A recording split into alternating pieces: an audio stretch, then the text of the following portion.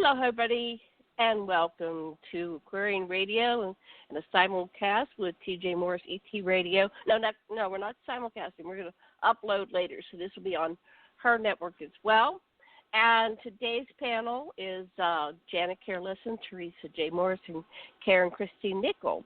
And this is an episode of UFO Secret Space, and this is a panel.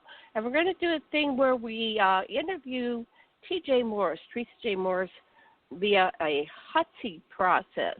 So hold on, I'm going to bring on my co-host, and so I think that's Karen, and here comes Theresa J Morris.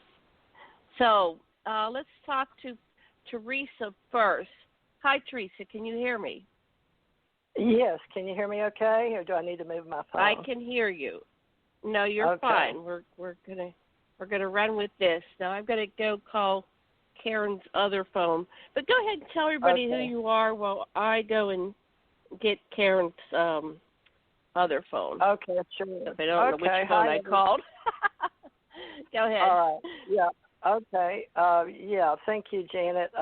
Janet and I have been doing radio shows about 8 years, interviewing other people or having panel discussions.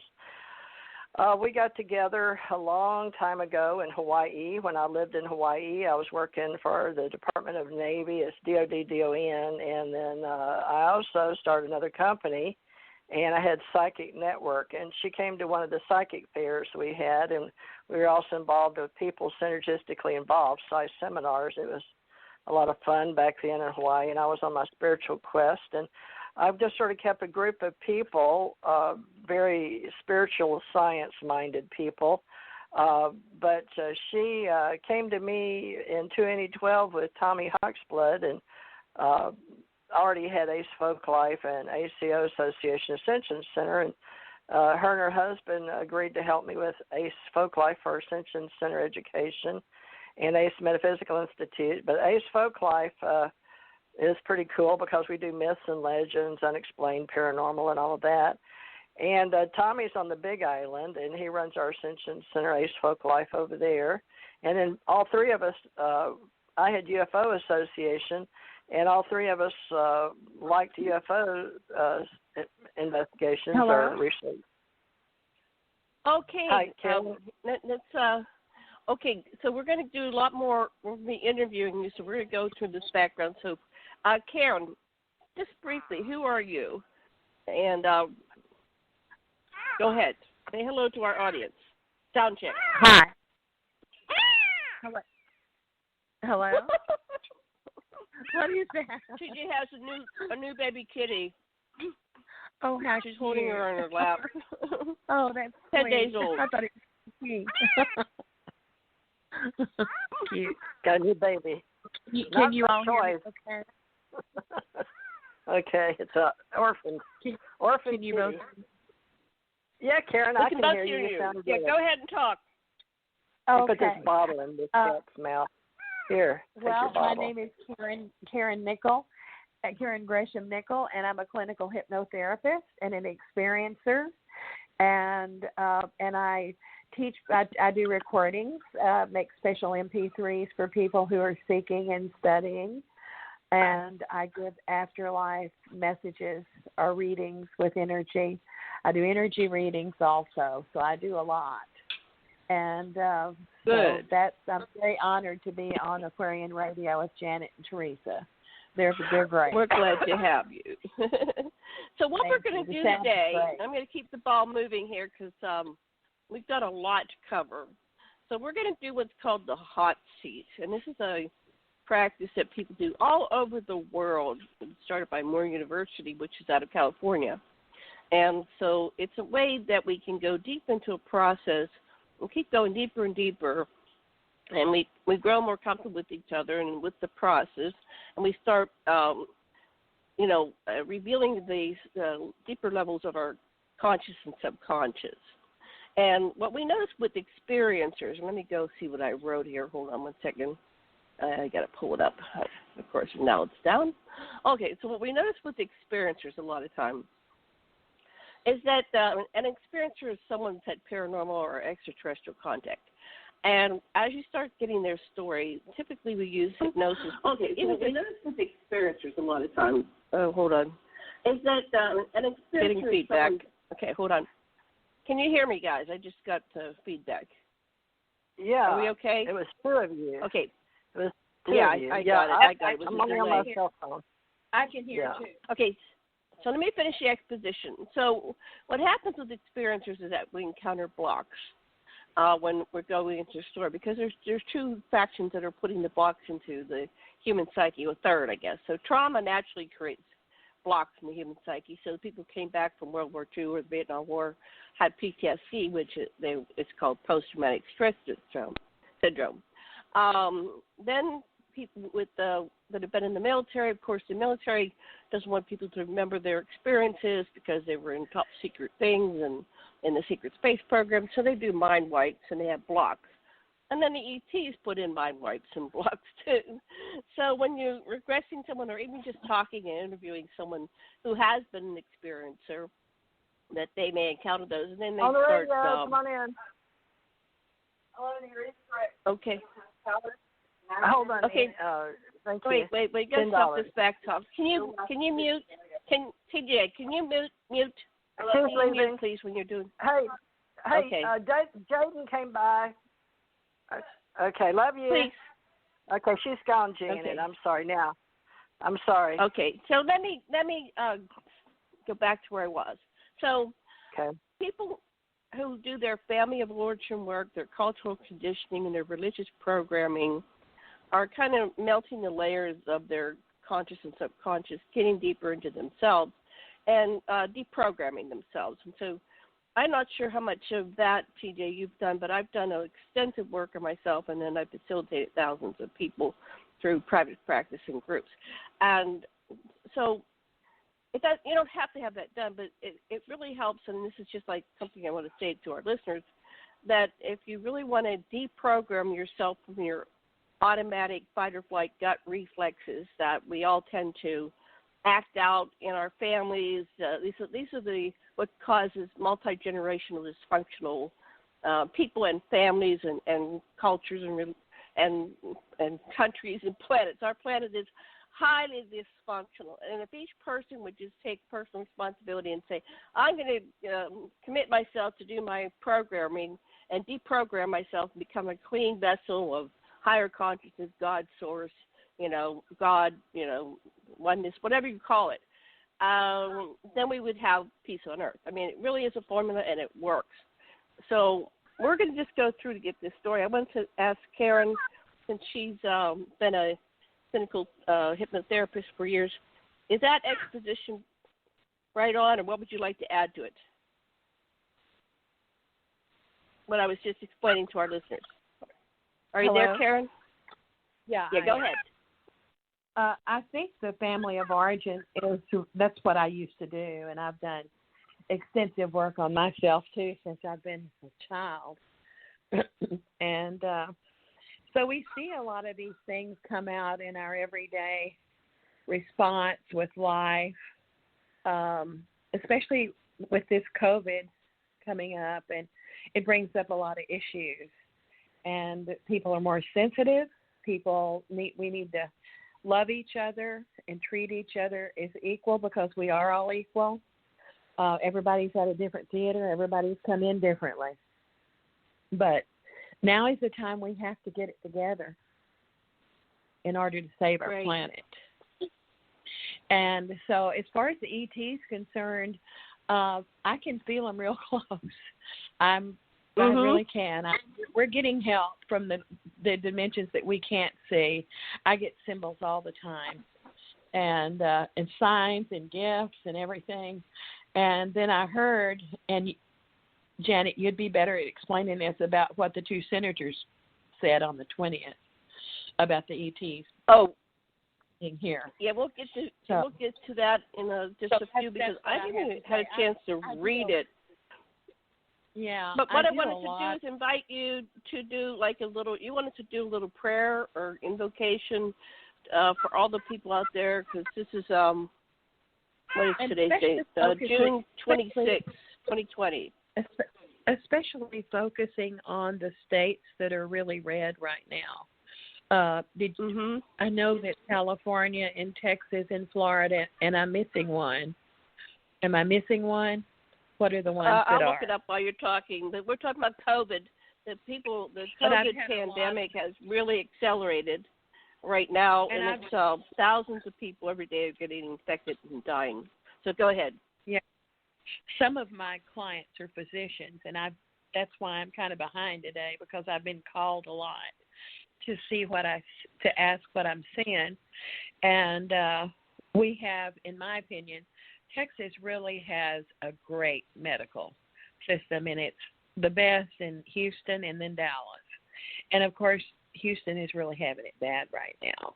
And Florida is having it bad. Arizona is having it bad. Basically everything. But, I don't know about Hawaii, but I know that everything basically is. So I think if we could take about 3 minutes out and just bring in the light. And maybe I think Arizona was the one. Let me just say real quick. I think it's Arizona. It looks like Arizona's up. Georgia's up. Florida's up 8,000, almost 9,000 people from yesterday. Texas is up 5,500 from yesterday. California's up 5,500 from yesterday. The whole country's up 46,830. It's like we are really in the midst of it, and it's just, we're going to 46,000. A good 10% of those people are going to die. We're going to have to follow the rules. We're going to have to mask up, glove up, and watch it and do the social distancing, because otherwise, we owe that to our beautiful planet, Mother Earth. And so why don't we, do you have maybe to put on some music and for about 3 minutes? Maybe don't have any music I can play. I didn't prepare for that. Do you have? Okay, I'm sorry. Something you could put on? Do you have music you could put on? I don't have any that I could hook up. Derek knows how to do that. I can't do much on the IT system. Well, let's just say a prayer. Would you like for me to say a prayer? I'd like for you to lead it. And TJ, do you have anything you want to add before she goes into the prayer? TJ also. Both of us. All of us are here to do it. Kitty on her lap. She has a kitty on her lap, a little 10-day-old kitten that she's rescued. He deserves life, too. He probably will get him. Well, go ahead. Hear from TJ. That's okay. She's probably got it muted because she's got a kitten that's making a lot of noise. Here we go. So go ahead and lead the prayer. I'm not going to go into prayer for him. I'm just going to ask at this time that the cosmic forces, and we call from the light of the Holy Spirit and the divine consciousness of love for all religions, and that come into this space. There's only one God, the source, and come in and allow us to be in protection and clarity where we can get the message out, and also to especially protect the hospitals in Houston and Dallas and Texas, Arizona, California, Florida, and all of this United States, this blessed country that we live in, and bless the children and the animals, and allow the light from the highest divine source to come in and to put a bubble around this in its highest energy vibration of energy, where all things will be healed and brought to normal happiness. And we can do this. And this we accept that it's been done. Amen. Amen. All right. So, TJ, are you there? Because we're going to start the procedure now where we're going to ask you questions. Are you there, TJ? Are you okay? Hello? Oh, she dropped off. Okay. Keep talking, Karen, while I pull her back on. Oh, I've got to find the number. We have this problem sometimes. We must seem like a bunch of clowns. We are the clowns. Bring in the clowns. Anyway, I'm not sure what happened that she dropped off. Well, we're very natural, yeah. Yeah, they're playing and laughing. Okay, so I'm going to quickly do this call. Melody out. God. I wish you had the art. Do you have the article about the news break? Maybe you could start reading a little bit about it. I can text it to you.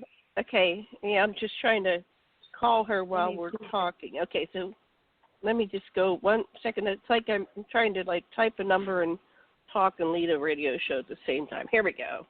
Let's see if she's going to pick up. We're doing a good job. Okay. Yes. Let's see if she's here. Oh, I don't think she's picked up. TJ, have you picked up the phone yet? Are you there? TJ, are you there? Hello, TJ. Well, maybe she'll let us know when she comes in. Yeah, it looks like she's there. I took her off of mute. Hello, TJ, are you there?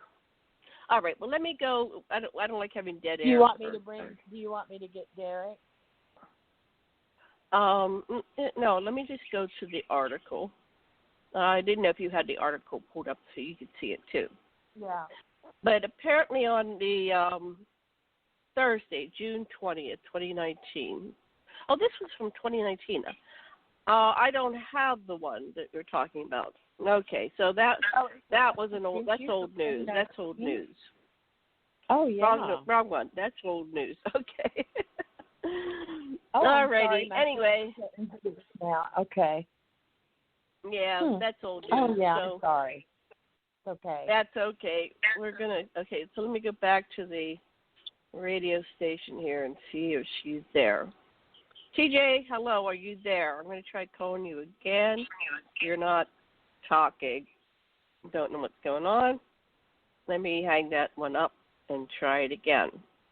So tell me a little bit. Are we I'll live? ask you a question. We are live. Are we live? we are live. We're doing the live jive. So tell me a little bit more about your practice. What do you do for your clients, and who might take your services? Well, a lot of people that are interested in what's beyond here and how to improve and how to find their inner power from their higher self and how to trust themselves. Remember the cute little girls that I sent out? How to trust themselves. And that's the whole thing because, naturally everything comes in. So people don't trust themselves. Why don't they trust themselves? They don't trust what they see. What's that about? Well, it's about having a poor self-esteem and not having been empowered enough. Culture as a mass populace and even an individual upbringing, it could be a little bit of everything. And it could be peer-wise, it could be whatever. I don't know, but they can see it, and some of them don't want to talk about it. And then some of them do want to talk about it, and they can say, I have one student, he is a metaphysical encyclopedia. He's brilliant. And he can't trust himself with what his information is. So until he does, then he'll remain like that. So we're pulling up his power strip, that's what I call it, where he can make this stuff happen. By trusting himself brings a lot of energy, a lot of love to the self, to where there's no doubt about what they see and their opinion and that sort of thing. And if people are too much on the material, physical plane with money and everything and fear, and, everybody's afraid. Fear can even be a diving board into a beautiful thing. So all the emotions are wonderful. But if the fear has to do with anything that they fear of lack, then that will hold their force down.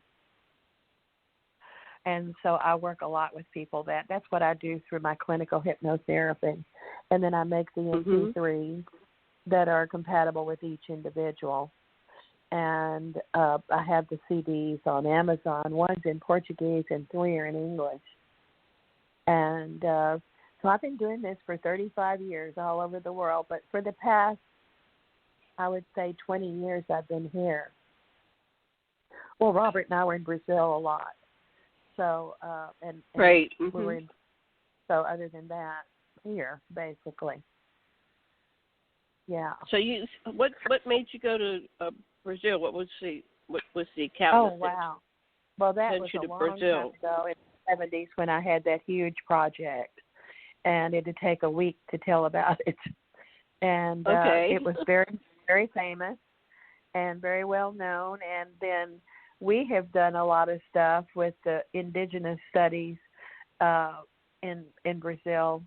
We've gone about 4 or 5 times from like 2008 or 9 going forward until, let's see, and then, Let me so see if we have lot. TJ here. Let me pause just for 1 second because I want to talk about the indigenous people if she's not here. But TJ, are you here? No, yes, just stay here. Your recording has reached the maximum length. To replay your message, press 1. To delete and re-record your message, press 3. For delivery options, press 4. To cancel this message, she's press not there. What okay, back to you. I don't know. She's probably not hearing the phone. And I'm doing live, so I don't have the... right. I can call another number, but I don't know which number she's going to be on. I'll try another number. Okay, so let me ask you about when you were there. You were working with the indigenous tribes of down there in the Brazil, right? We were in Goiás, in Abadiânia, and we were working with. It's a little state and a town near Brasilia, which is the capital of Brazil, and we were just learning and the artistry and all of that, and then of course we were also at that time getting a lot of healing from John of God. Okay, so you work with John of God. Is he real? Is he a real deal? He was very real. And I would take people down there and everything, but this is a good example. He had a lot of family of origin issues, and he hadn't dealt with them, so he created a mess. And he got punished by the government. And so he is no longer doing what he's doing. And I mean, Oprah went there, Shirley MacLaine, he healed Shirley MacLaine of stomach cancer. And a long time ago, he was the real deal. But the sad part is that he hadn't healed the physical part that was, a sex addict. And so he had a lot of that stuff that came out, and it went to the president. He healed the president of Brazil for esophageal cancer stage 4, and he's still alive. But he was real. And I know he was, and other people know he was, but he didn't fix the 3D stuff. So he remained with all of his ability and a lot of the spirits that were in with him. One was, Casa de Don Ignacio, was Don Ignacio, and he was a warrior and a priest in Spain, and he was working with John, and John was hosting him. And he hosted others too. So this was a 3D person, or was it this is a 3D person? No, this was a real person who had passed. So John was real. And he would have about 1,500 people a day to come past him. And before Robert got sick, I took another couple with us. And he looked at Robert, and he stuck his finger, pointed at him, and of course, my knowing Portuguese, I could tell what he was saying. And he said, "You've already been healed. We brought this other time in." And so the other people said, "What did they say?" I said, "Well, he said he was healed, and he brought in the different time zones or time vibrations." And Robert said, "Well, I didn't know I was sick." And I said, "Well, I didn't either. You probably not." And so then we came back. He was diagnosed with his illness, and we esophageal cancer, and we lived at MD Anderson for years. And because of Dr. Bormy, I actually participated in some of the procedures to help him. And we were back and forth living from Houston and Dallas. And it took about a year, and he was totally free of esophageal cancer. And he didn't die from that. He was totally cured. I mean, there are miracles there. They work with NASA. And, so what did he die from? In emphysema, because he smoked too much as a child in the 60s. So he died from emphysema, but the cancer got cured. No, there was never COPD. Totally gone for 11 years. Mm-hmm. Mm-hmm. And so COPD is not cancer. COPD is not cancer. What is COPD? Chronic obstructive pulmonary disease. Okay, and so what does that mean?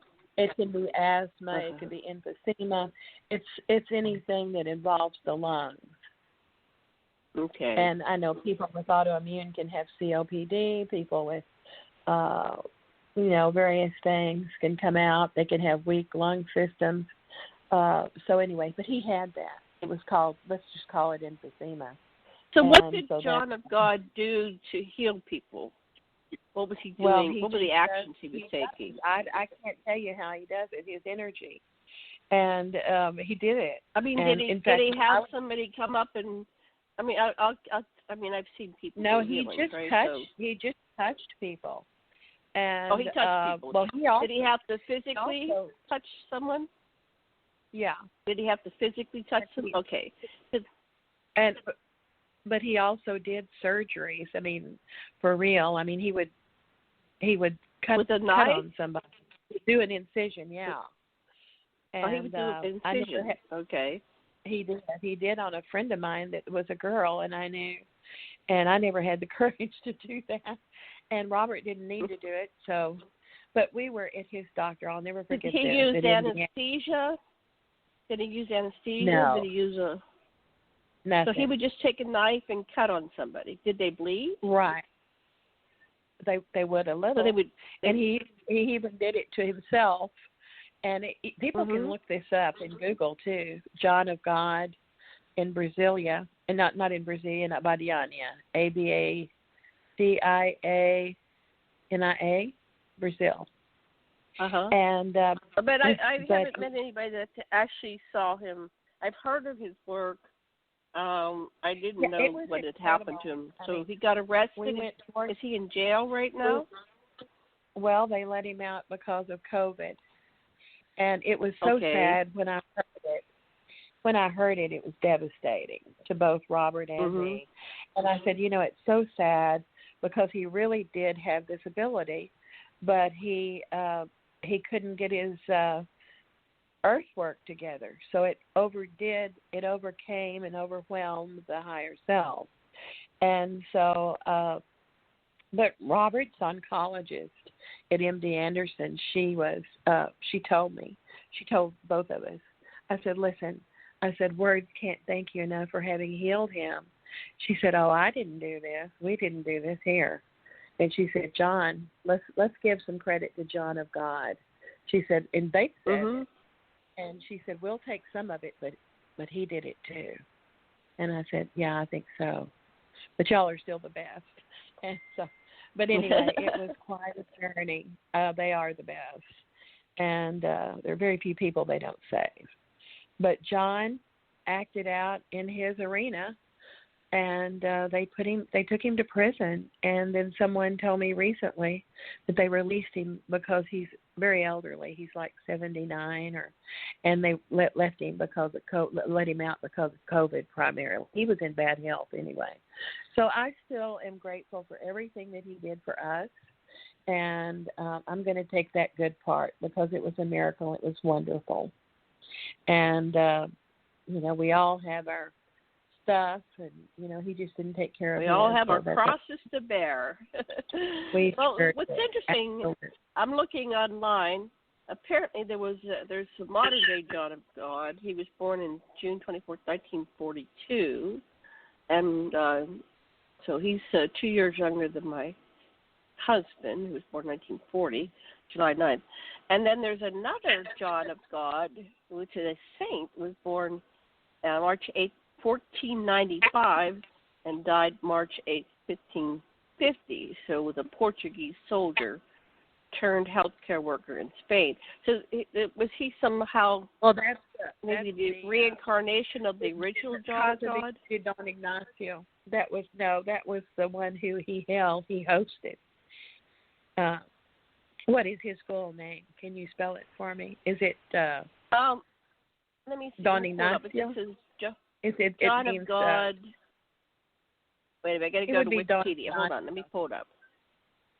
Yeah, there's somebody else called John of God, O.H. Let's see. Was it? Well, Juan he had and Juanes D.A.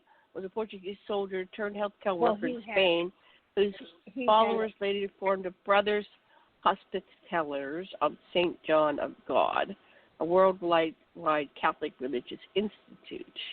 Yeah. Okay, I don't know where he was. Yeah. Well, he had a facility called Casa de Don Ignacio. So he was Don Ignacio. He was a Spanish soldier who became a healer, and he was he's very well known in the Catholic Church. So they have a lot of their symbols from that, and they pray and all that. It's really good. Mm-hmm. Everybody wears white. There are a lot of pictures out there. So wherever he is, I hope he gets better and well and deals with his stuff. So anyway, well, that's interesting. It is. So you were down there. No, there was one other one. And there was one other one in Brazil back in the 60s. And his name was another Adigo. John of God. No, another healer. His name was Jose Adigo. And David St. Clair, the one that I did that research with for so many years while Robert and I were split, he wrote the article in Time in the Reader's Digest about Adigo. And Adigo was a farmer who also did the same thing. And I know that David said one time that he was with Adigo, and he was operating on a little boy's eye who was blind with just a knife, a kitchen knife. And he said the little boy didn't feel anything. And the little boy looked at his mother and he said, "Mommy, I can see." And David said he cried. He said over there crying, and it was just unbelievable. But in my opinion, the only two real healers, because there are a lot of people who say, oh, they're a healer now, this, that. And I'm sure they are, but they're not like. The only two has been Adigo and João de Deus, John of God. And then there was also Chico Xavier. Chico Xavier was more or less a mystic and an empath. Probably you could call him a healer, but yeah. So it's fascinating. The most magical. I didn't know all this. Oh yeah. So these people are psychic healers. So let me ask you, as another person, but you were exposed to it. How much do you think this is part of the belief of the person coming to be healed? When I was a kid, I was kind of coerced to go see what was her name, Catherine Coleman. And she claimed to be a psychic spiritual healer. And so she had a big church and lots of followers. And the people would come to this huge arena-type place, and they would march down for a healing. And so they would come up to her, and she would kind of touch them on their foreheads or something, and there was somebody there to catch them. And then they would take that person off, and then somebody else would come up, and she just kept going through that. And then people in the audience would say, like scream out, "I just felt myself healing. I have cancer. I felt myself healing. I have diabetes." And they would all protest to this healing. And my uncle went to, not her, but another one. There was a bunch of them going around in the 60s. So he said, I don't have diabetes anymore, but that didn't pan out. But I'm sure some people did. So what part do you think it is, the person that is the healer, and what part is it the person that's the one being healed in their belief system? What do you think about that? Well, that's interesting. I think that definitely you have to get a feeling. But I think that these guys were farther than that. I think that it didn't make any difference whether they believed it or not. They were healed. I don't know. Mm-hmm. It's on a very high level. It's very mystical. Because you don't not believe it, you just do. I mean, when you feel it right in your solar plexus realm, and when you're in there, you feel the energy moving around. And I know I was in one room, and I just kind of fell over the side of this lady from England. She said, "Are you okay?" And I said, "Oh, I'm fine." And all I could see were these feet walking across the floor. They were John's feet. He'd walked into the room. And, wow. You just kind of lose sometimes dimension. You lose kind of things, like you lose time. Robert lost time, and he was experiencing some things, and he said, well, let's go eat lunch. And I said, well, we have to wait for these people. I said, it's not lunch, it's night. He said, night? He said, how long were we in there? I said, well, about an hour and a half.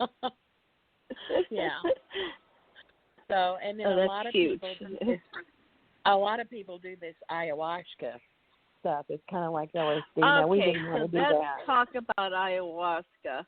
Now, did you do the ayahuasca journeys? No, I never did. Neither one of us. You never did. And John, there was a lot of people that because did. Because we didn't need to do it. Right. Well, not with all this, just with energy. Right. Well, I just want to talk about healing in general. So some of these people came and did ayahuasca journeys, and a lot of people go down to South America to do ayahuasca. I interviewed a gentleman that did the ayahuasca journeys. And that procedure is where you take a entheogen and you go inward and you come up with your own answer. So sometimes healing involves an external person, like Jesus, like John of God. And then sometimes these healings are vision quests, like the Native Americans. You're a child, you've got to write a passage, you go take an entheogen, you go out in the desert or to the mountain, and then you meditate when you're doing a vision quest, and you come back with your answers and you report to your tribe or community. So, there's a lot of the ayahuasqueras, I guess they're called, that shamans that facilitate journeys in South America and in Brazil. So you said that you didn't do that, but some people would come down. I never did, Robert. We didn't have to do it because there was so much energy. It wasn't necessary. We just heard that some people we knew for social gatherings had done that. They were Brazilians, and but with John of God wasn't necessary. We got the same feelings. Right. Well, it's I think some people kind of like in Glastonbury, when we were in Glastonbury, and we had a lot of the same stuff, from what is the name of that place? Stonehenge. In Scotland. In Scotland, Stonehenge. We went to Stonehenge, but we went to. There's another thing I can't remember the name. It's in Scotland. Everybody talks about it, and they kind of went from John to there, but Okay. We were there, but we didn't participate in any of that. We didn't need to. Okay. So Glastonbury, Scotland. Let me look that up. I'll see what it is. But what I was saying is, I've never. People get their own guidance about what they need to do and participate in. So if someone says they want to go to John of God, that's fine. If they want to go to the Baptist church, that's fine. If they want to go to the do an ayahuasca journey, that's fine. Whatever works for you, whatever floats your boat is good. Right. Sasha worked with John Mack, and he and John Mack went to Stan Groff's intensive workshops. They tended together. They were in the second. They were in the group together, and they were the ones that were certified. The second group to be certified, and Groff has taken thousands and thousands and thousands of people through the process.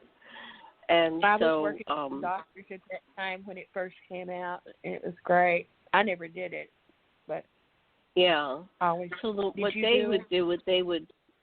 Oh, I used to lead Groff workshops here at our property. We would have people come over, small groups. But some of them were thousands or hundreds of people all at one time, and so I'm familiar with the process. I wasn't certified in it, but Dr. Lesson was, and so the original ones, and we're going back, to the 60s and 70s, right, and 80s, right, and 90s. Yeah. And so many of the people that were trained in Groff work were trained if somebody wanted to come in and do an entheogen. They're not doing like heroin, right? But they're doing entheogens, which is a class where you go towards the light rather into the dark side of the force. That's the way I symbol it.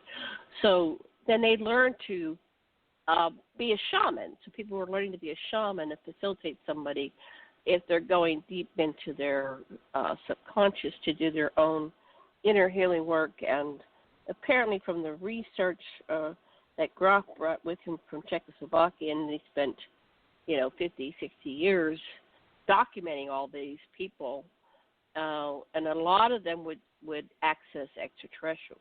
They would go into all kinds of directions. They would go into their birth process, their pre-birth process, their lives as animals, their past lives, the high spiritual realms, astral travel to source, to God, the universe. It was just fascinating where people would go when they would do these breathwork sessions. Some were just the person without any kind of sacrament or entheogen, and some were involved in entheogens. But the people that were certified and trained by Groff learned how to work with people that were doing some kinds of drug. And so Dr. Lesson in the 60s and 70s was the head of psychology for the Waikiki Drug Clinic. So back in those days, they didn't arrest people for drugs. They took them to the drug clinic, and the drug clinic personnel would facilitate their journey as they went through their process, and then they would come out the other side the next day, and they would have some insights into who they were as a soul, their past lives, or even, extraterrestrial contact. So it's a fascinating field. I even was talking with David Icke. He stayed at our house back in the early parts of the 2000s, and he had gone down to, I don't know which country, it might have been Brazil, and did an ayahuasca journey, right? And I've never done ayahuasca. I don't like vomiting, right? Yeah, but, right. That's where he got that. What everything is love. He said his main takeaway from his ayahuasca journey, and he only did one, and he said that's all he needed, was that everything is love. Love is the answer. I don't know. He wrote a book about his journey, and so somebody had invited him there. So, but you didn't talk to your people that did the journey work. But I've had some clients that they come back and they say, well, I just came back from Brazil, and I got some insights, and so we'll listen to what their insights are. And they said, I'd like to go into that further. So they'll get something really high spiritual, past life on a, but it takes them sometimes to, years to integrate the revelations they had. Right. So we would say, okay, well, let's just go into that some more and see what comes out. We never lead the witness. We always just facilitate them. We carry with them as they journey into their, different aspects of themselves. So it sounds beautiful. That's kind of what it is. Yeah, it's fascinating. The human story, you can't make this stuff up, right? You just can't make it up. No, the stuff that comes out of people. Who said if you think it, it's true, or else you couldn't think if it weren't true, you wouldn't be thinking it. So it exists. Everything, right. Every thought exists somewhere, sometime. Yeah, the 60s and 70s were a lot. So, where are you? My husband says, well, if you're making it up, where are you making it up from, right? Because everything exists. Right. Nothing can be created or destroyed. No thing, no matter, no energy created or destroyed. So you're accessing it, and if you're accessing it, it must be relevant. That's true. In some way to yourself that you have, and that's kind of where the law of attraction action came in. But all these are just memes. They're memes to try to explain what's happening. Yeah. Okay, so that was John of God was your catalyst to go to Brazil, or what was he was for a while. Was it something? I couldn't. Go ahead. He was for a while, and then what happened? Oh, well, he went to Glastonbury. We didn't go anymore. We didn't need to go anymore. Then Robert was healed, and then we went to Europe for about 3 or 4 weeks, and we did go to Scotland, and we went to Glastonbury, and there was a facility there, and I can't. It's very big metaphysically. Oh, is it Findhorn? Is that what I'm trying to think? Findhorn, yes. So that's where Groff took his people for Groff work to Findhorn, and so Sasha would go there once a year to Findhorn, and I guess they'd spend a week or 2 or whatever they did in Findhorn. Okay, so you were in Findhorn. Yeah, so that's Tell us where about Findhorn. What's Findhorn like? Well, we like? didn't go actually there. We just went to Glastonbury, and it was either in Glastonbury or near Glastonbury. But they had a retreat there, but we never went there. I was just saying it was just we could feel the energies from it because we were nearby, but I never went through Okay. That. So you just went to the town, kind of like it. I mean, I'd love to go. We just went to Scotland, to England. Yeah, we didn't. We didn't really want to have time to participate with any one place for any length of time. We were just roamers. So. You were roamers. We were very much. And that's good. But no, it was great. What stands out in your memory about that journey? Because everything kind of has something that is like the epiphany. I used to go to the Amish country, and this was my second husband. We would camp for at least a week to 2 weeks every summer, and we had all the gear, right? And so we'd go there and set up camp. And we had 2 little mini bikes. We'd go out in the country, and we noticed where there were some beautiful sunsets. So we wanted to get up before the sun broke and be in place so we could take pictures of these amazing sunsets over all these beautiful farms. And we're at this one intersection. We're looking down a long country road, and this man looked like a god. He probably was 18, 19, 20 years old, and he had one of those big Clydesdale, and he's just walking from a distance towards us. And he eventually comes up the rise, and he's just this, literally, I mean, this is where you get tall white or the Thor or, the gods. and it was all nonverbal, and my husband we weren't saying. It was such a beautiful, and you can't take pictures of the Amish. All you could do is take a picture in my mind. So here's the sun rising, and here's God coming up with a God horse, right? And we just looked at each other like, oh my God, did you just see that? Yes. And then the beautiful man. But it's all natural. They don't lift weights. Man who had such a build like Arnold Schwarzenegger got it because he was shoeing those Clydesdale horses. They have to pick up those legs and hold them while they put a horseshoe on these things. That leg probably weighs 600 pounds, and they're holding it. And that's why this man had a giant build just from working the lamb. So anyway, so that's like, of all the times I went to the Amish country, there's a lot of smaller things, but that was the epiphany that stood out. Was there any kind of epiphanies from going to Glastonbury that stands out in your mind? And this is years later. Something stay with you years later. Anything from that experience? Anything from? Well, it was interesting. We liked it. There was one place where we went just in the meadow. It looked like kind of like Stonehenge, and we walked out there, and just kind of we were there maybe for a day. So we didn't really participate in anything metaphysically there except just our own stuff. Brazil, to me, is the most magical country in the world that I've been. I haven't been to every country. I've been to a lot of countries in Europe and that sort of thing, but really Brazil really holds it. It's really powerful. So what makes it such a magical country?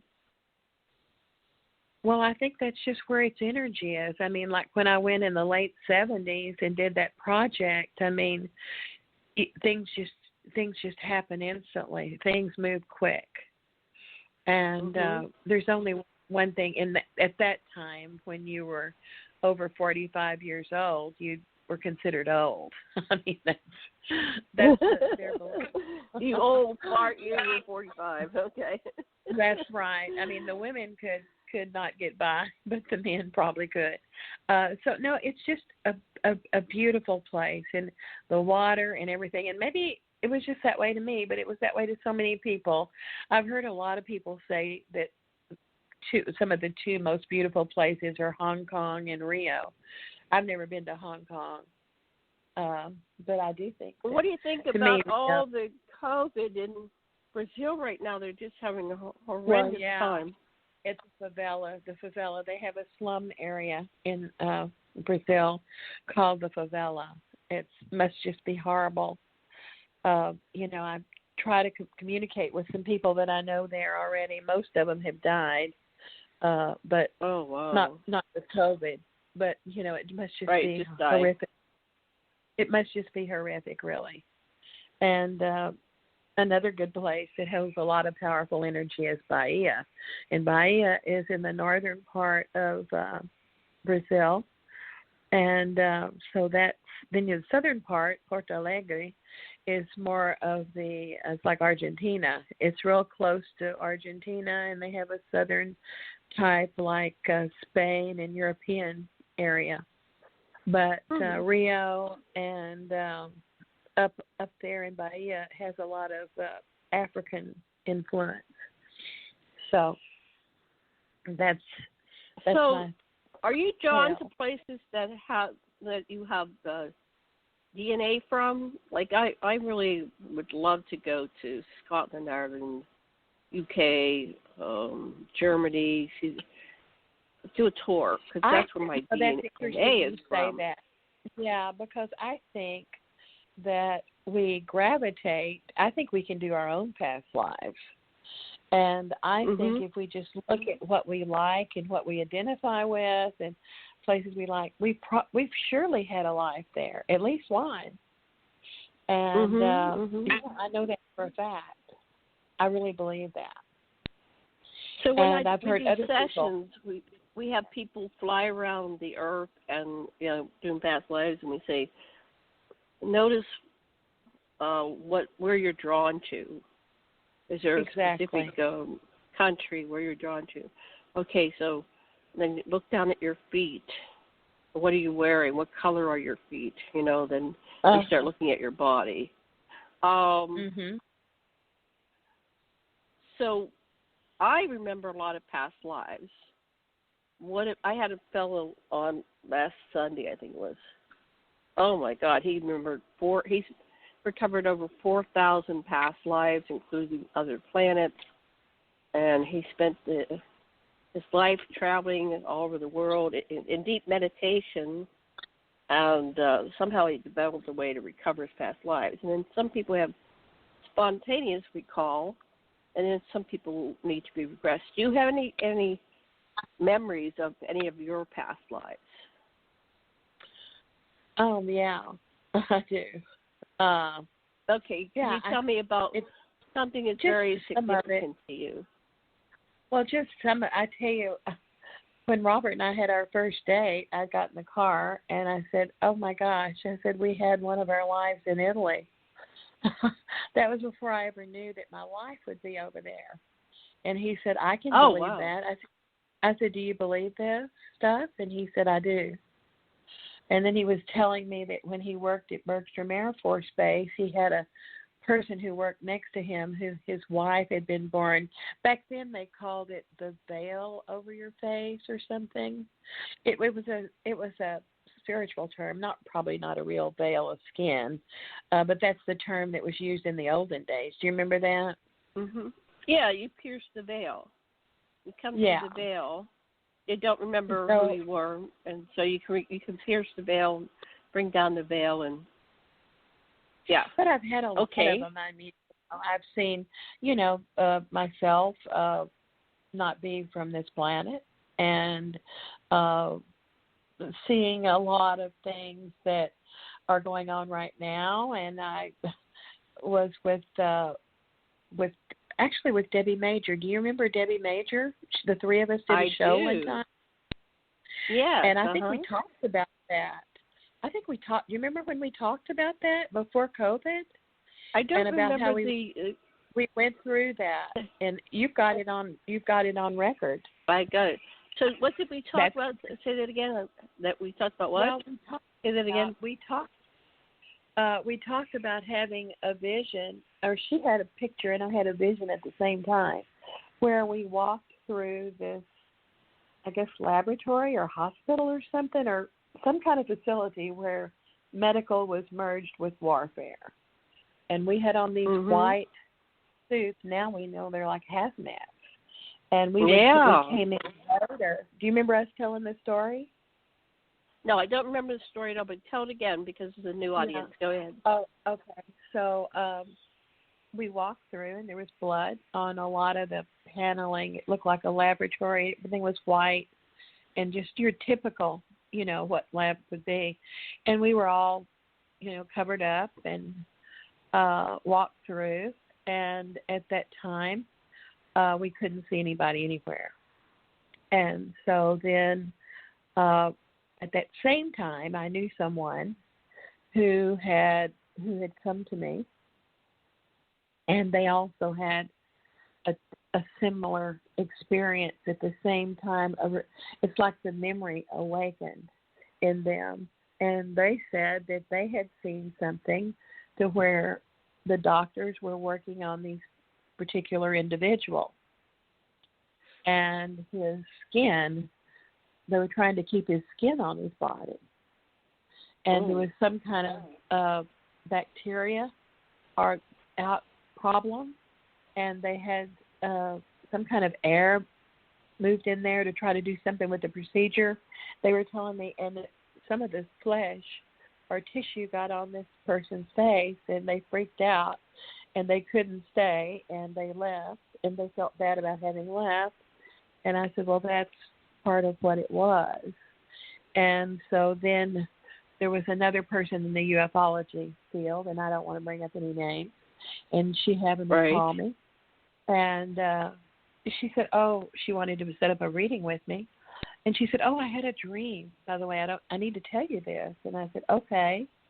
And she said, well, I dreamed about this place that was like a laboratory. I thought, oh my gosh. And I had only seen this person one time. And she said, yeah. She said, I said, keep going. And she said, yeah. She said, there was nobody there. It looked like there had been kind of a disaster. And then there was a wall. There was a hole in the other side of it. And I realized, and I looked through it, and there was a body there with like tape all over it, kind of like, I guess, gauze or mummy, like a mummified, not that hard, but they were probably wrapped him up, and was laying there. And I said, oh my gosh. So that was part of the story. that we had seen the other person who talked about was probably that guy. And so then I assumed that Debbie and I came in later just to check all this out. Now, that really happened.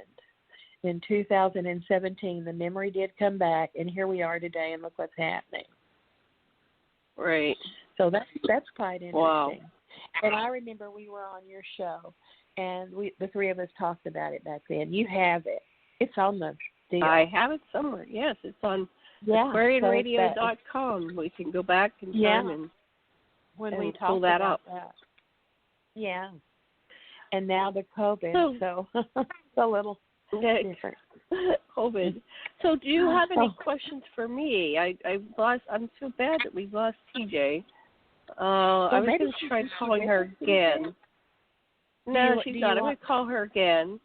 I can just call her now, but do you have any questions for me while I'm calling her? Yeah, I think what you do is wonderful. I just love to hear you talk about ET and all your experiences and basically we are from that DNA. It's been, it's something we deal with. But no, I love to hear you talk about stories. Please go forward. I would like to hear about your other lives. Well, let me your see ET what life. would be the most relevant one. I have a lot of recalls of different things. I should have asked that guy, how do you know what's real or what isn't? But it's kind of like that, if you're making it up, where you're making it up from. So if you just take it and you don't stifle yourself and you just say, okay, I'll go with that. So I was saying on the radio the other day that I clearly remembered I was doing a meditation process every week at when I worked at Penn State, and there was a couple, a professor couple, and they were both trying to get tenure because they wanted to stay there, but they hadn't been given it yet. And so they offered a weekly meditation group, and you had to, I don't know how I found them, somehow found them, and then they had us, it was a small group because they just fit the living room. So we would come to their place, and it was a beautiful place. It was out in the woods. And we would meditate. Our small group would meditate. It was like a, 20-minute meditation. And then they would facilitate in this tape, and then you'd go work with the White Brotherhood. And then you come out of it, and then they would share what they got during the meditation.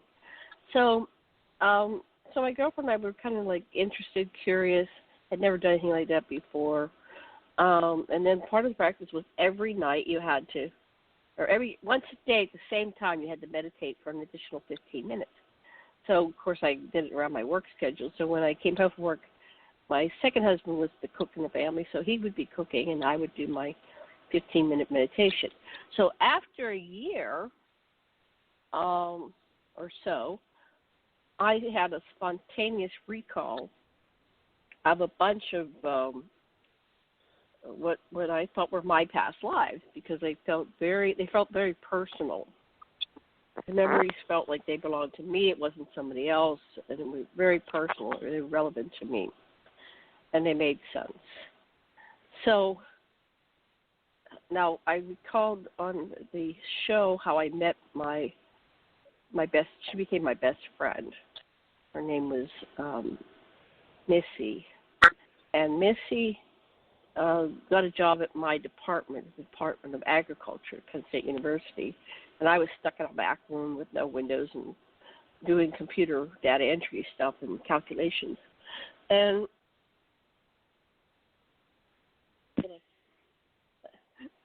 my client had to stop him.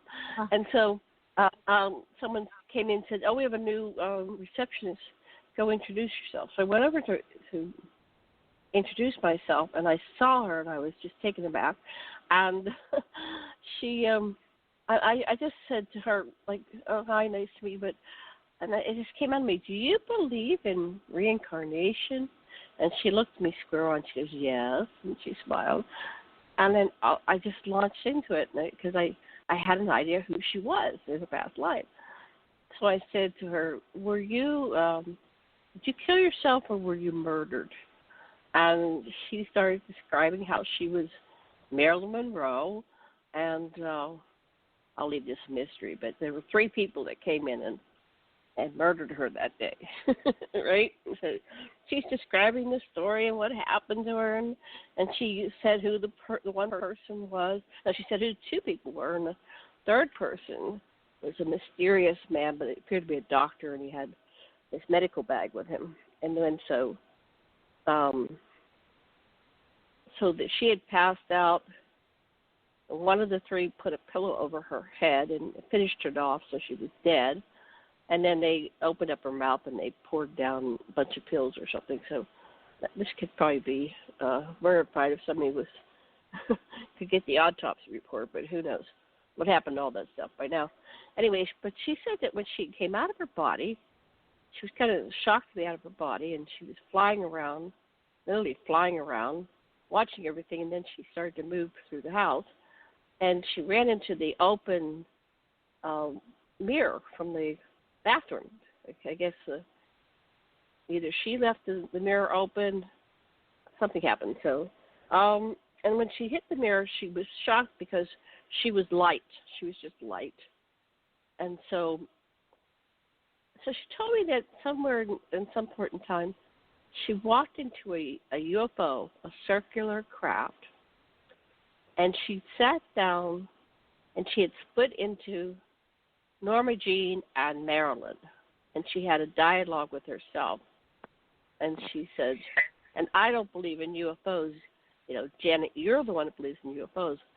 But then Whitley Strieber, years later, when I saw him, I don't know if everybody knows who Whitley Strieber is, but he wrote the book Communion.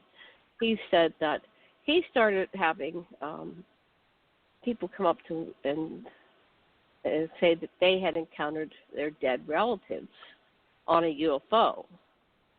So I went, wow, that all correlates. Anyway, so, but what happened after she told me this story, I had gone over to talk to her on the way to the bathroom, and I proceeded to go into the bathroom. I went into the stall, and I just started sobbing because back in 1963 when she died, I was at my uncle's farm with my family and his family, and all we had was a radio. They didn't even have a television. So the radio played and said Marilyn Monroe had died of her parents' suicide. So I was 9. I remember hearing the news, and I just broke down sobbing. So it seems like there was some kind of past life or soul connection with Marilyn, because here I was seeing her again. I had the initial emotional reaction, and my guest they had on Sunday said that we often incarnate in soul groups. Yeah. So anyways, that's one of those things. What did you want to say or add to that? Anything? Well, I think that's fantastic. No, I don't have anything to add to it. I think that's great. I think that I would like to say one thing is that I think now with all of COVID going on, I think there's so many people that are transiting. I think that, and what happens, and you know this, is that when people leave their body after they leave, they really, really are still there because we don't die.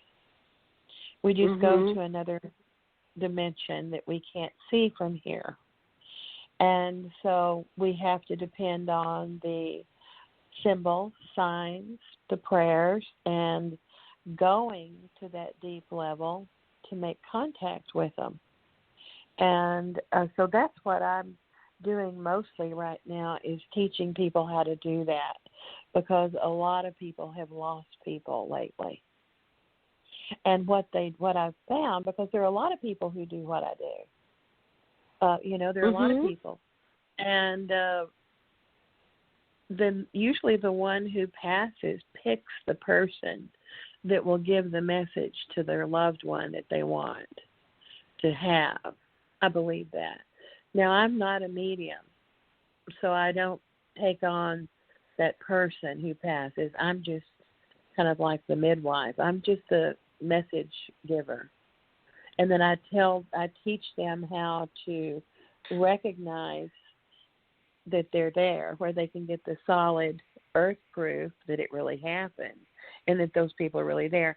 And you can feel when someone passes the in your heart, in your a part physically of your beingness, how happy that person who passed is, that they're recognized, that their contact's been made.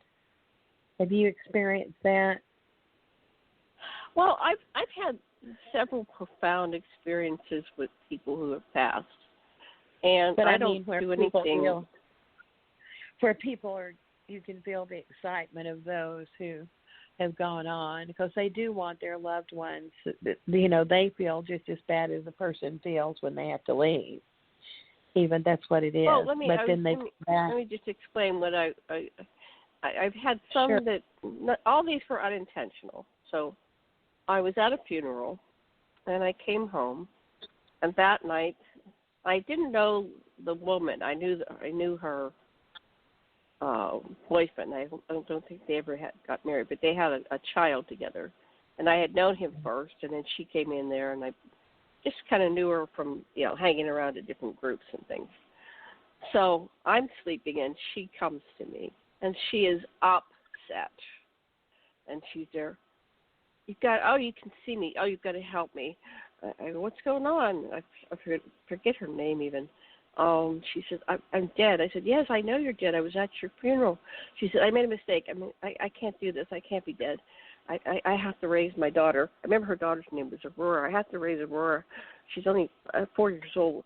I can't leave her like this. I go, honey, you're dead, and they cremated your body. There's like no coming back. You're dead. So I was trying to do therapy with her because she was so distraught, and I couldn't seem to calm her. And then I started realizing that I was starting to lose my life force because she was such a drain that my heart was racing, and I was kind of doing a check of my vitals, right? And I said, I have to go because I need to go wake up. This is not good for me. And she didn't want me to go. Meanwhile, my cat was sleeping on my husband's chest, and my cat must have. It's like I could see outside. My eyes were closed, and I was kind of in a dream state, but I was conscious within that dream state, and I could see outside of my body. I could see the cat sleeping on my husband's chest, and she jumped up, and she went down, poof, on his chest, and then he went, and he woke up, and then it broke. This ghost had me in the bardo in between, and so then it was broken. Then I told him, I go, oh my God, this was the weirdest experience. It's like she wasn't going to let me go. So that was one that was distraught, and she eventually left because I could feel that she left. And usually what happens on the other side is somebody comes and gets them. So there was an EVP broadcast, which is they get the voices of the deceased, and they can record them with special equipment. And somebody had Robin Williams right after he died, right? And they said that Robin was like, oh, I made a mistake. I mean, it's like, but then they kept every day contacting Robin, and then he said, oh, I'm okay now. What happened for me? My dad found me. I'm going to be fine now. My dad got me. So oftentimes somebody comes and shows them ways and gives them, what they have to do. So that was just very amazing. Because then he said, who's the happy one? So, and I might have said this before to you, but I'll just say it again. This is a new audience. I forget what year that was. A couple of years ago, we had David Bowie and Prince die back to back, like about a month apart or something like that. And Bowie came to me. And I'm going, oh, I wasn't particularly a fan or not a fan. It's like, why are you coming to me? Don't you have relatives, friends, people closer? He's there, well, because you can see me seeing you. I said, okay, so what's going on? So anyway, I don't remember all the details, but he was upset that he was dead. I said, okay. So I talked to him and helped him calmed down, and then that was over. But then the month later, Prince came, and Prince was dancing. Prince was so happy. Oh my God, he was just elated, and he gifted me with my favorite people. He said, "Oh, I'm going to do something for you." I said, "What?" So he brought in all my favorite people, like John Lennon and George Harrison and Gene Roddenberry and Leonard Nimoy and all these people that I always loved. He filled up my room with them, and I was just, I was so blissed out. I go, "Oh my God!" So I know we don't die. Right. I mean, I just know it. I mean, I've been on the other side, and I know it. And I know. So if and when you die, you find yourself being unhappy about the situation, call out to your family members that have gone before you, and they'll come running. They're there for you.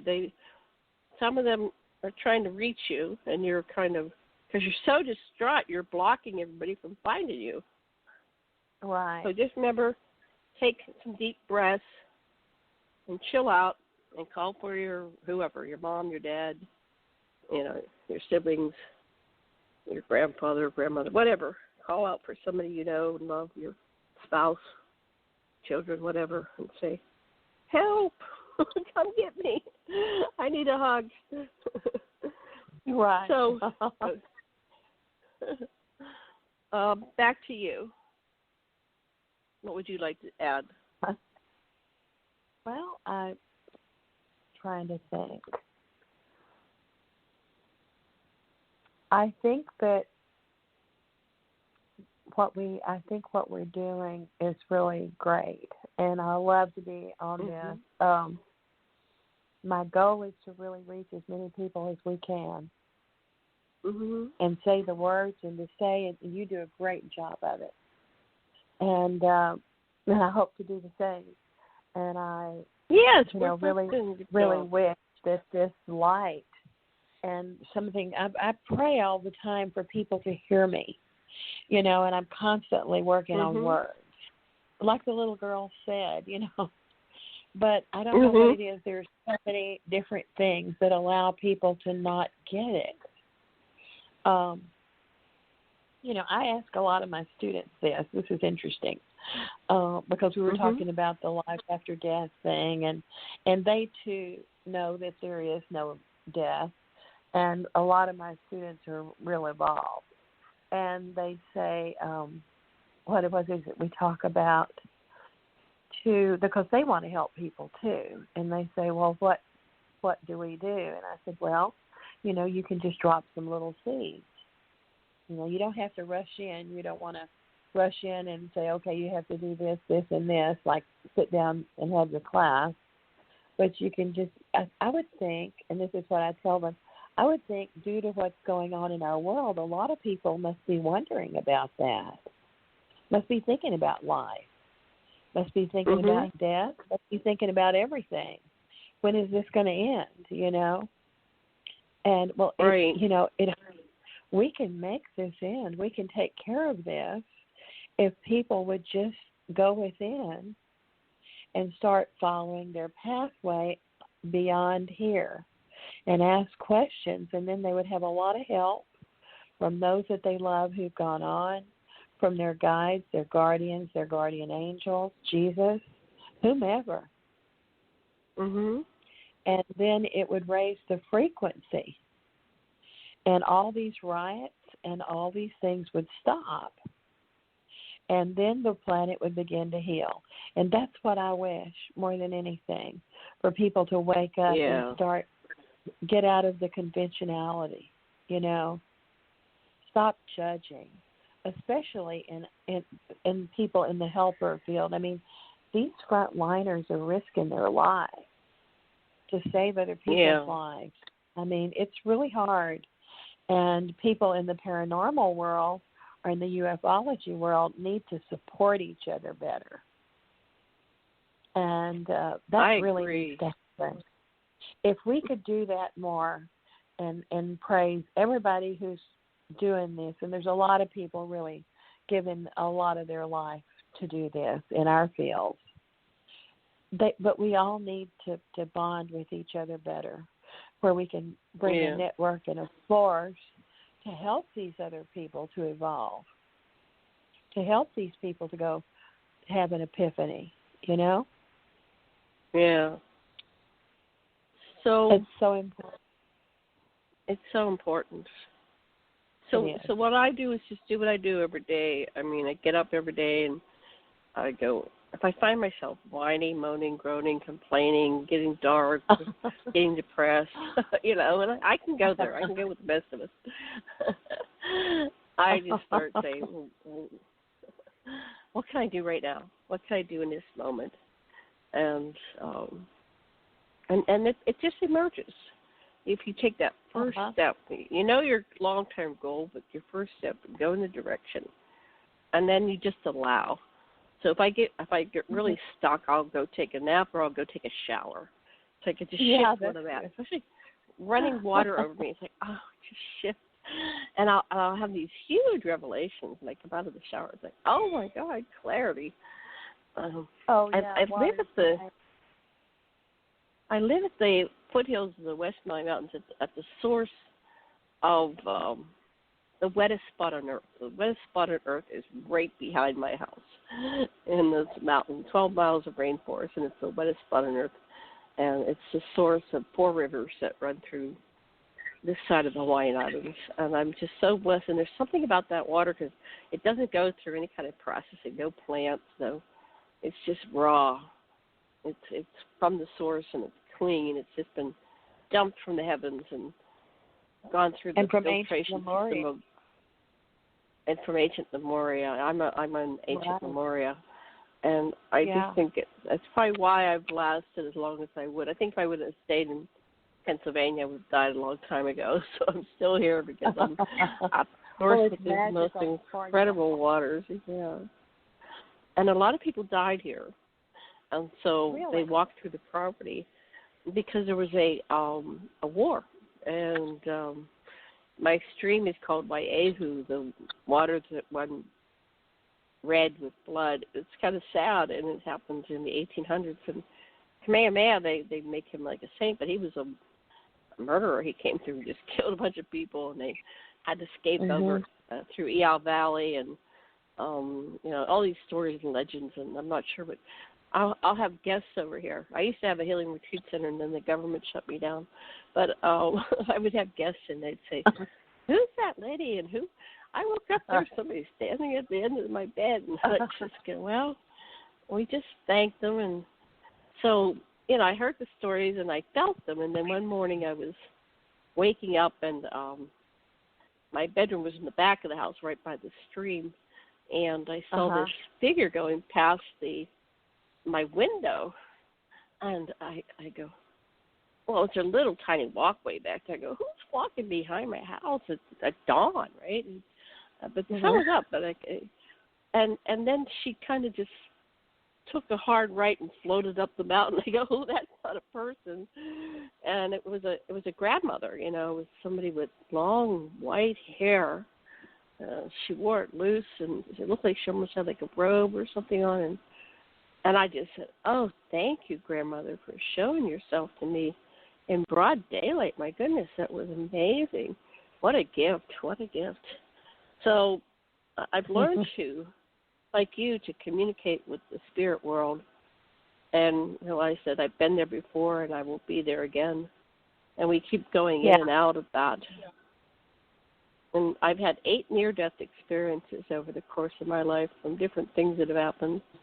And every time I was in the in-between world, I was given a choice, or I guess we always have choice. You think victim and heaven, hell, but I was just like, do I want to stay here or go back? And every time I returned, I made the conscious choice to come back to work with my family. And I didn't resolve everything 100% with my family. What happened with your parents? Did you have any issues with them, and did you manage to resolve them before they passed? Well, I didn't have any siblings. I resolved. Yeah, I did. I worked on all that. I had a wonderful relationship with my mother. My mother was an angel, and she really was. She was so sensitive. Do you need to get that? Go ahead, keep talking. No, I'm not going to get anything. I'm on the radio. Okay.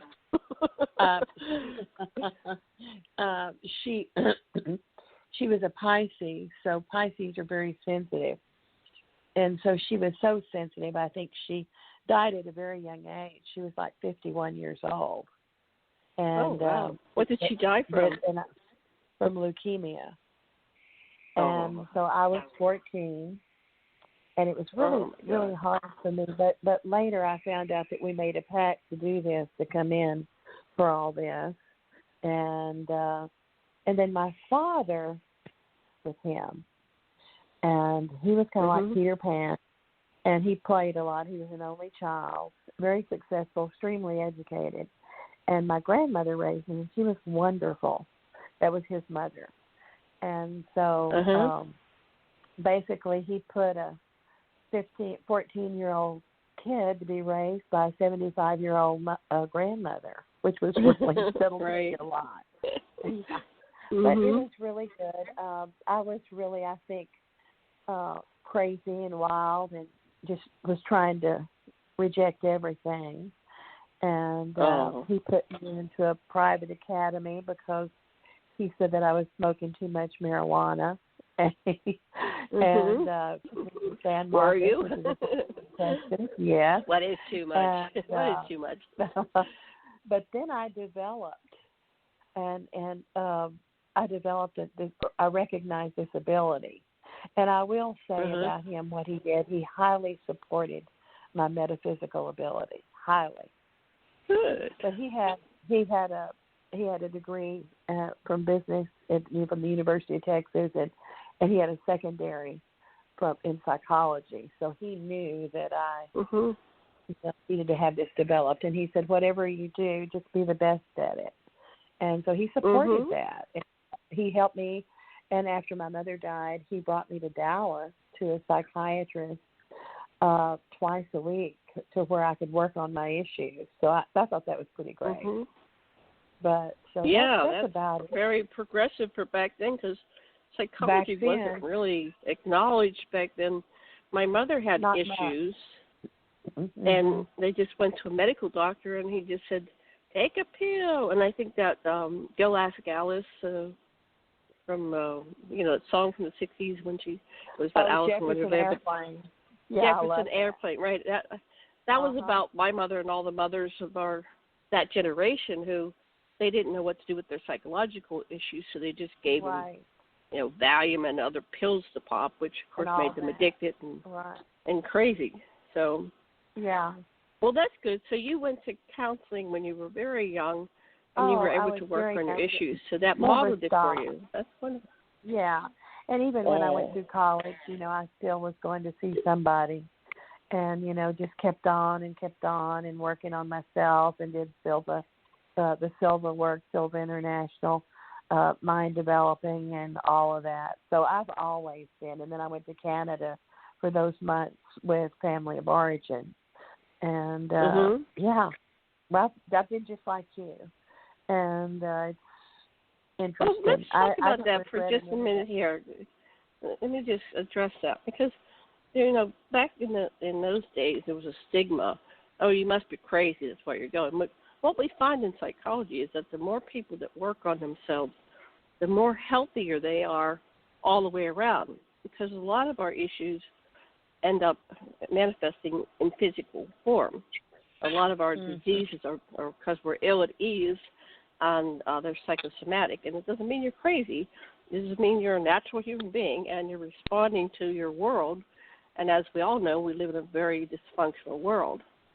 So what I was writing before the show is that if each person were to really dedicate themselves to doing their cultural conditioning, religious programming, and family of origin work and clear that energy out of them, because that's what we tend to project onto the world, and like some people, like who are heads of this planet right now, blame everybody else. It's like a blame shame game. But if you own it and take responsibility, then you're not a victim.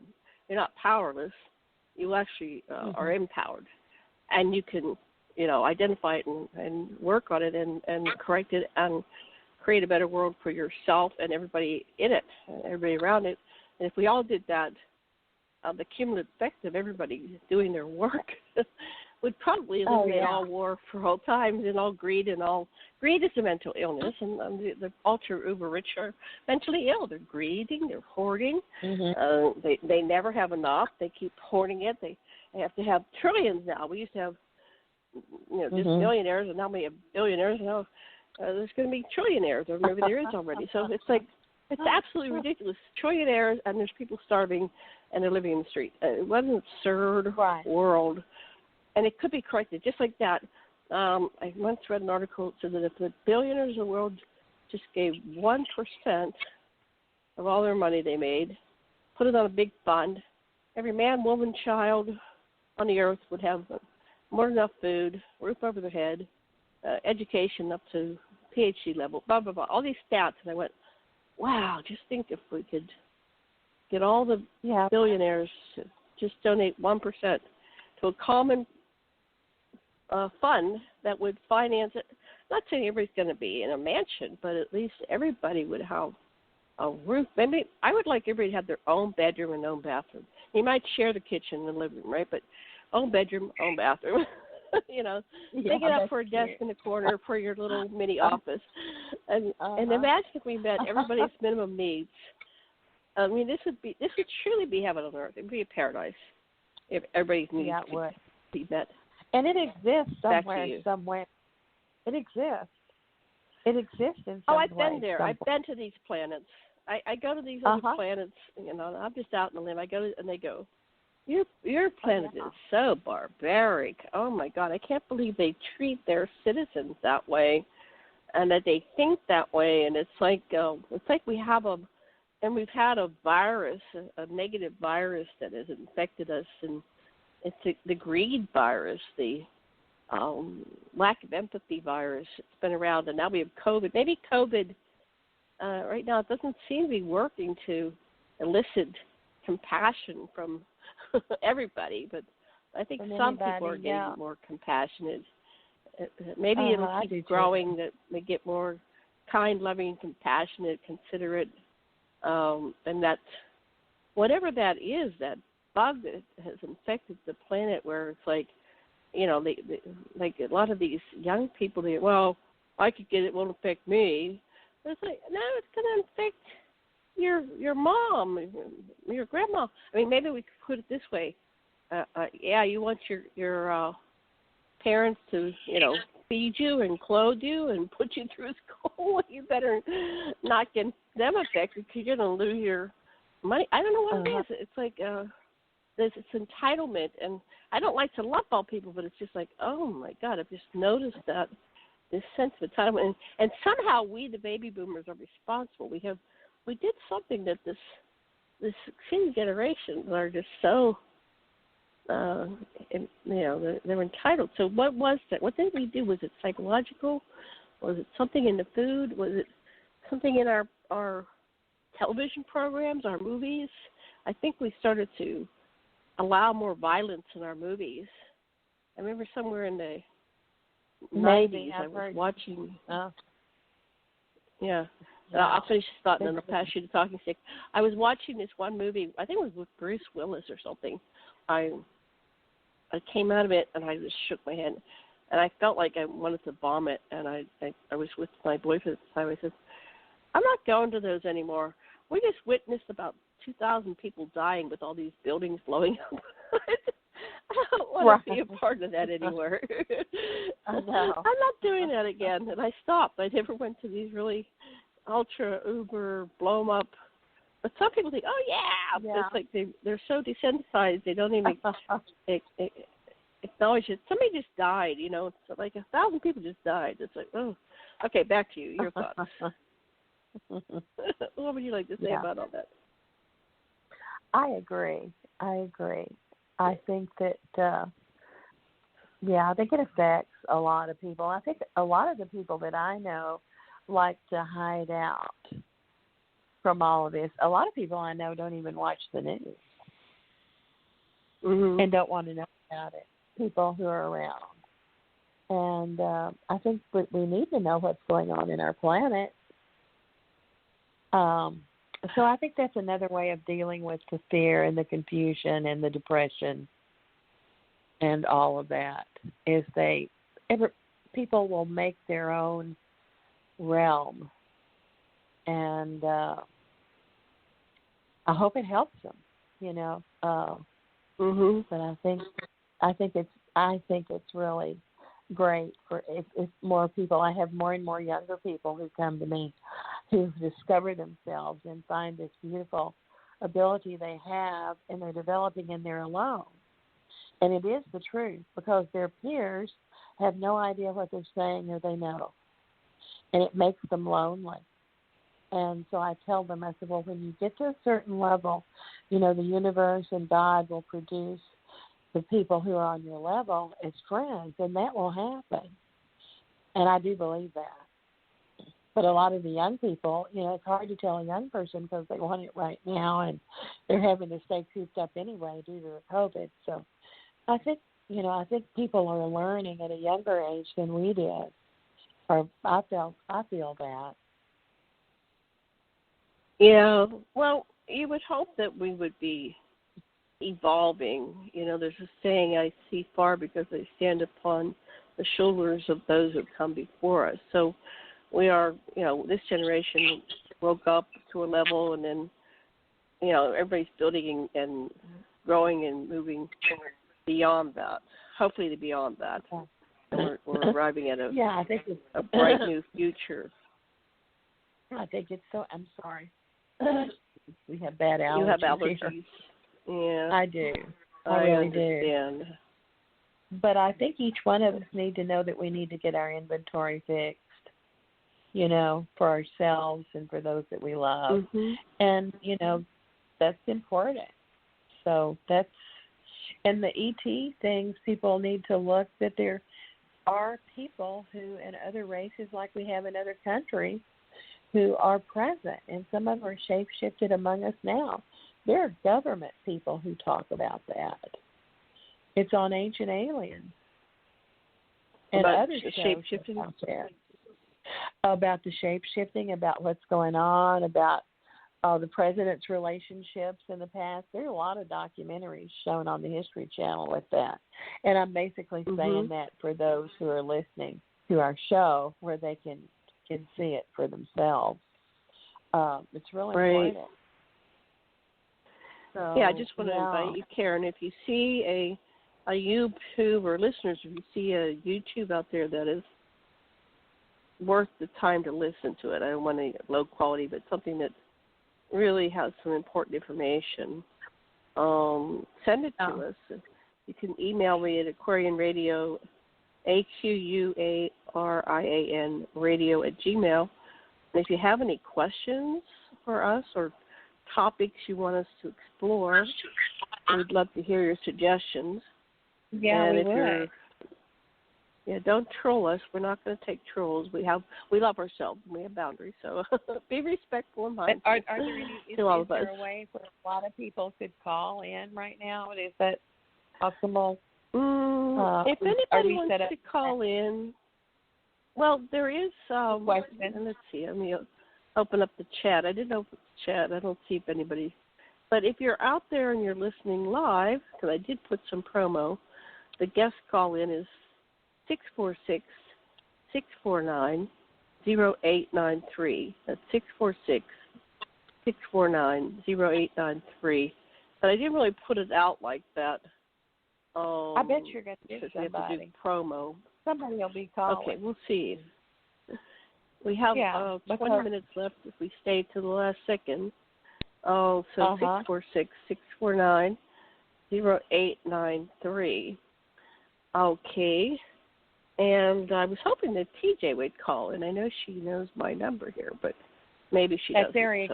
That's area code 646, and then 649.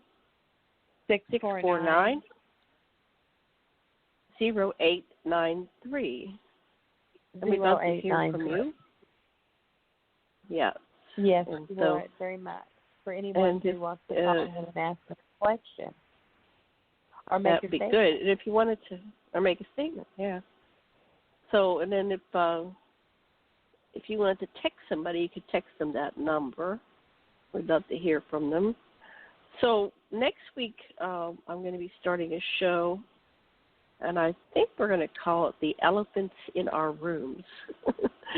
And our guest is Deborah DeFranco. And if Karen isn't busy, we'll have her come on. But we're going to do probably a 4-person panel with different people. It'll be topic-based with an occasional guest here and there. I would love to do some shows with you, Karen, where we have a guest, because I love to interview people and take them down the road. So if you have any guests, Karen, that you might want me to invite to come on our show, I'd love to work with you, and we can send them out an invite. Excellent. Yeah, we'll keep this going. Great idea. Sure. And then you're more than welcome to come on Thursday and Friday.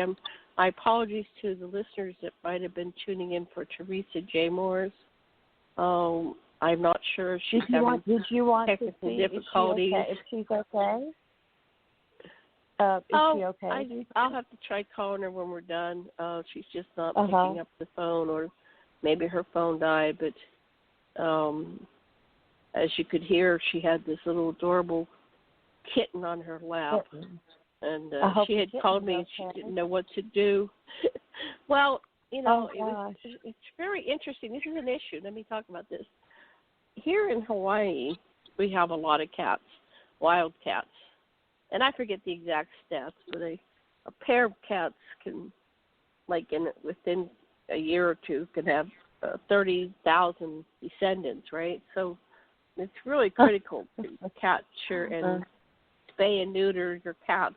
What they found here in Hawaii is that the best thing to do is to capture them. The Humane Society will neuter them or spay them, and then give them back to you. And if you will take care of them, and you put them back where you found them, they'll actually the population goes down, right?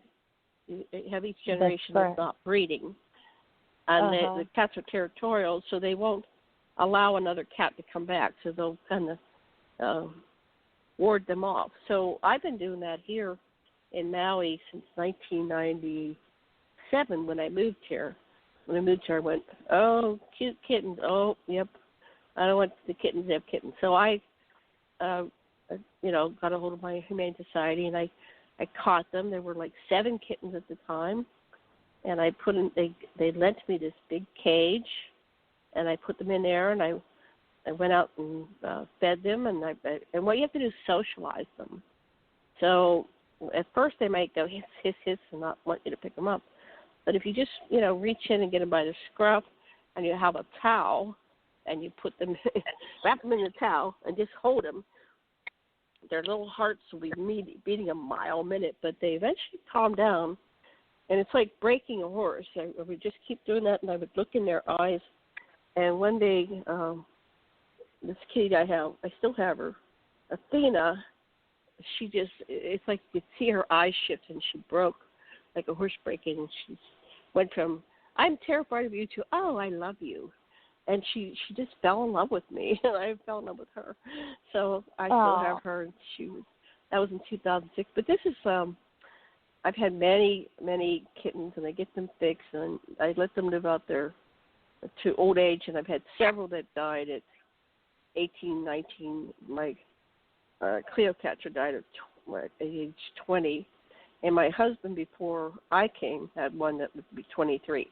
So you can give them a very good life, a full life, and, just seek out your local communities. But if your community doesn't have one, I don't know what you can do to love it. So I was just appalled. I was trying to help TJ long distance, and I was calling this is called Freeze, Florida, right? It's a civilization. I'm out in the boonies, right? But she's in this civilized area, and they had very little resources. I just called one after the other, all these agencies, and there was nobody to help with this tiny kitten. And so TJ was trying to get to the car to go get it some food. They have to have special formula. They have to have a special bottle. You know, this is a week-old to a 10-day-old kitty. The mother was not taking it back.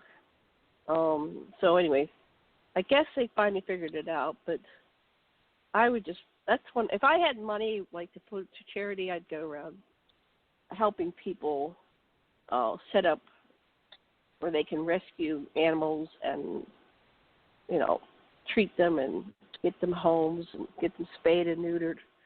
Take care of this problem because it's all over. Wouldn't that be wonderful to do? Exactly. Yeah. I've always been Ellie Mae Clampett. I've always loved animals. I've been doing this all my life. I wasn't any good with birds, though. I'd bring home baby birds, and they always died. I was so sad. They're sobbing. Oh, it died, Mommy. Isn't that interesting? Who we are, we exist for our whole life. Who we are at our core. Yeah. That's true. All righty. Well, let's see where our time is here. We have 13 minutes left. Okay. So do you have anything that's a burning share that you would like to say to our listeners? Or we could just call it. I think that it's so important that we stand together to really follow these rules of love and health and everything that we know what to do, because we can fight this thing off. It doesn't have to consume us, the COVID. It's all in whether we're going, if we can clean out. We can't believe in. There's so many conspiracy theories here, and it's politically inclined. It's just a mess. But I just wish that, and I believe that's going to happen. It's sad how everything gets politicized. It's just sad how everything gets politicized. So, Karen, if you want to send me for next week a sample of your music, I can upload it to the back end of Blog Talk, and we can play it. But I want to I can play a 3-minute piece. Tonight. That'd be great. I want to play a 3-minute piece by my friend, because I have to go to the bathroom. I said it. The forbidden. Let's see. So, and then we'll finish up the show. So, this is my friend Jaiya Earthchild, and I said to her, "Where did you get the name Jaiya?" And she used to live on Little Beach here in Maui. And she said, "I'd wake up to the sunrise and I'd look across the ocean and the whales were jumping." And she said, "I swear they were saying, Jaiya. Jaiya." They called to me, Jaiya. So she lives here. She's now in Tasmania in Australia with her beloved husband, and we miss her. But she sent me some of her songs to play. So I'm going to put this on for just 3 minutes, and I'll be right back. So, Karen, take a listen and tell me what you think of it, and I'll be right back. I'm going to take a little break, too, also. Yeah. Okay, here we go. Okay.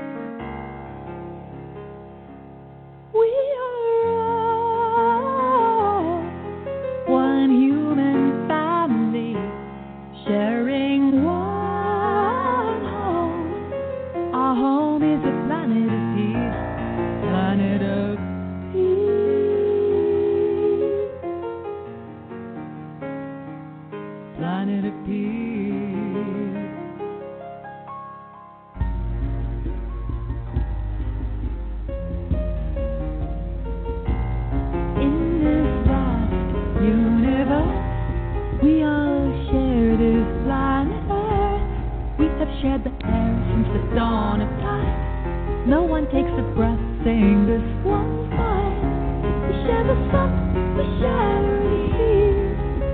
It's time to learn to share the land in peace.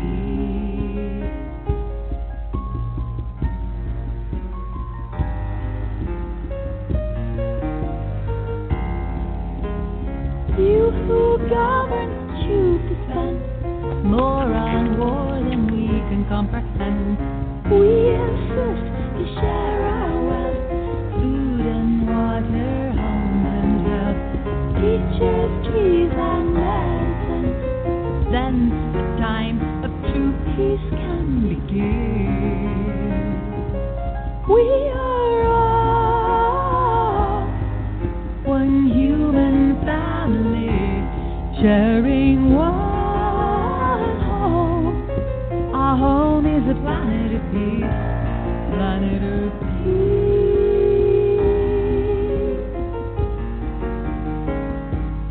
planet of peace. You of every nation are family to me. I feel such consternation that you suffer while I walk free. I will do all that I can to help unite this family of woman, child, and man.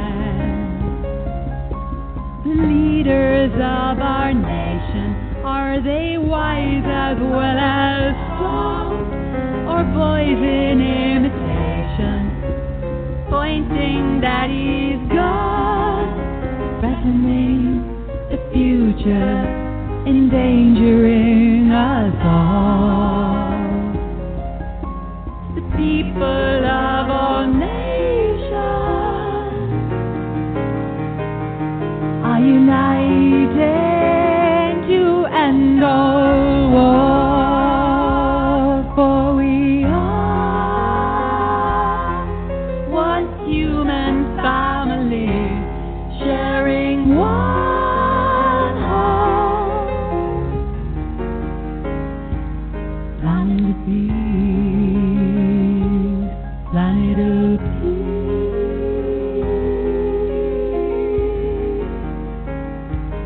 planet of peace.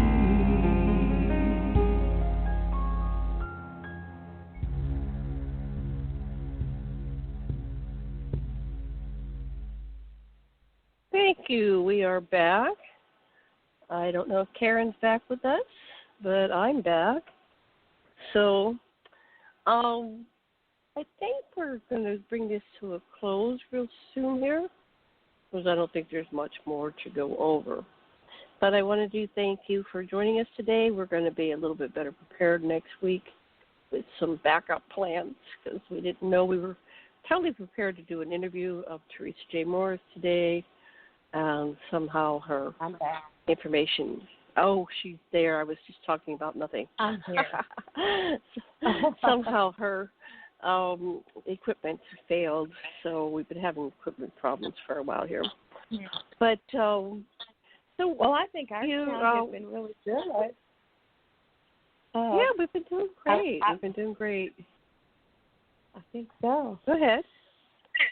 Yeah, I think so, and I hope if anybody wants to make a comment on our sound, please feel free to. Yeah, well, we've been working on that. That's been a problem. So, Yeah. Karen, what is your website? Let's go over our websites. Do you have just one website, or do you have a couple websites? What do you have? I have a website. It's KarenGresham.com. Can you spell that, please? www.KarenGresham. It's KarenGresham.com. And then my company's name is Altheus Opus. I have a business page. It's Altheus Opus. You'll have to spell that. It's Altius. It's Latin. And in fact, all three of my companies in the past have had a Latin name, and they've all started with an A. Isn't that interesting? Interesting, yeah.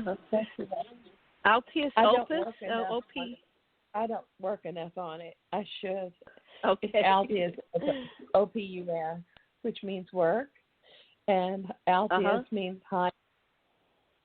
Yeah. Oh, altitude, Altheus. Yeah. Altheus. Oh, interesting. Thanks. High works. Well, that's what Karen does.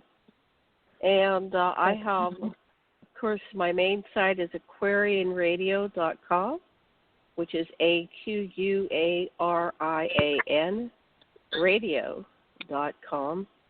And my husband and I work on a site called Enki Speaks, ENKISPEAKS.com. And Enki was the creator god from ancient Sumerian. He was an Anunnaki. I have some other sites. I have JanetKiraLesson.com, and I have just a lot of things that I find very interesting and significant. I post there, and then I have some blog posts. But I, too, need to work more on my site. And we also have School of Counseling. You're a good technologist. Oh, thank I'm you. not. Thank you. Well, yeah, I learned great. that, I don't know, it was like sink or swim. Thank you. Oh, that's great. I came to this house and I just landed in the middle of it. It was like either learn it or you're going to sink, and you're going to sink hard and fast. So I started to teach everything. But I always think whoever, the creator God of the universe, that I have intelligence that I can figure it out, because I see people struggling all the time and they can't figure it out. All right, well, I'm going to call this a day, and I want to thank you for coming on, and we'll be doing this again on next. I'm going to do Thursday, and I hope Karen joins us, but if not, that's fine. And probably Friday if TJ comes back. Excellent, I want to my thank dear. you. It's been great being on the show. It's been great. Okay, you're welcome. I'm going to wind out the show with Sanctuary by Shia Earthchild. So thank you very much, and aloha, love, and blessings.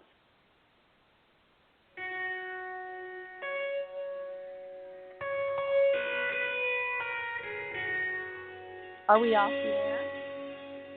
Nope. But you say aloha. Heroes and the heroines, the masters of time, have all come together to close the trail of crime. The sages and the holy ones, the masters of destiny, find themselves blessed to be united as one, to raise the shield of love. Here we are here. Here we are. Call to you who walk the halls of influence and power. Join with our ancestors on behalf of the ones not born, saying stop, do not sign that bill, giving corporate licenses to kill wilderness or animals. Oh no, Mr. President, Mr. CEO, you're intelligent enough to know it's in